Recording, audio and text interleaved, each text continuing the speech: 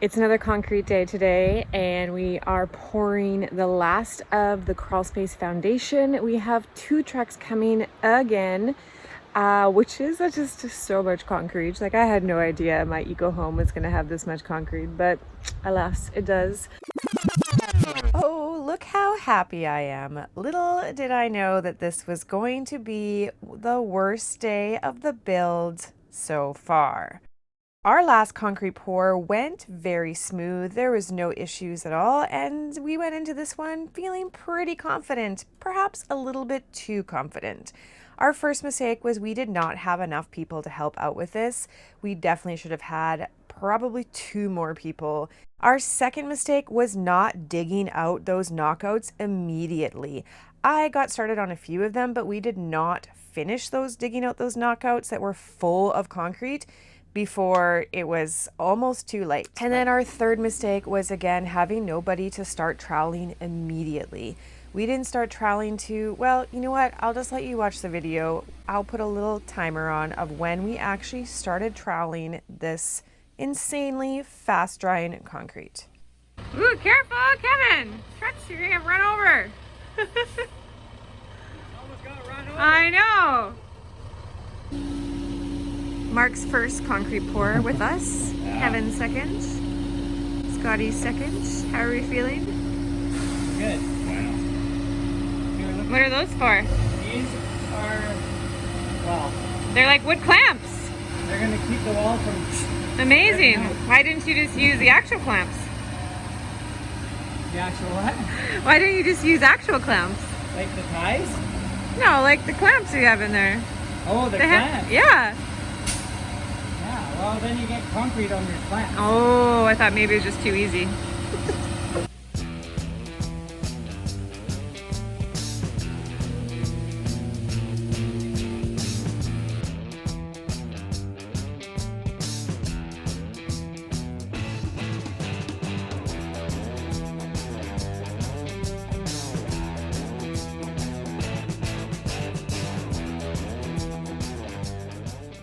I was working on digging out the first knockout, and things seemed to be going pretty well. But then, yeah, see Scotty with those shovels there? That's because we had what I call the big ooze happen. We had a little bit of a, would you call this a blowout? Yeah. It was a mistake. Minor miscalculation. Minor miscalculation, sure. Not there? It just kind of just kept going, but on this side it did stop, so yeah, who knows. But man, this is messy. It's like leaking oozing everywhere. Woo.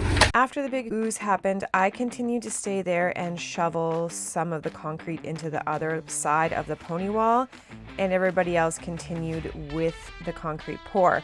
Now keep in mind, nobody is troweling yet.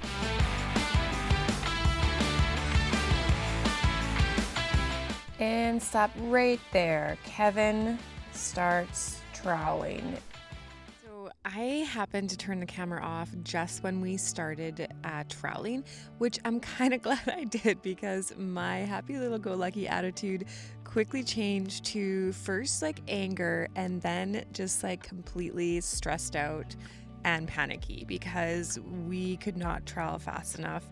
It was intense. It was very intense. Kevin managed to stay quite positive despite me yelling at him a few times, which, I mean, that's just the role of the boyfriend. You got to take the heat, you know. It was not his fault the concrete was drying so fast. Yeah, it was bad. It was pretty bad. I made everybody late for their dinners that they had planned. We all just had to stay later and just go. We kept having to use the vibrator to even get the concrete enough liquid to even work it to actually trowel off the top. That last knockout, Scotty and I had shovels. I had my garden shovel trying to to dig out pretty much solid concrete. It wasn't solid, okay? It wasn't solid, but it was it nearly dried. So it was very intense, but we did it. We managed to pull it off, and I don't honestly know how. It was incredible. Yeah, I don't ever want to do that again. I don't ever want to do concrete again. So I'm not going to. I'm going to hire a crew for the next one because I will not be troweling ever again.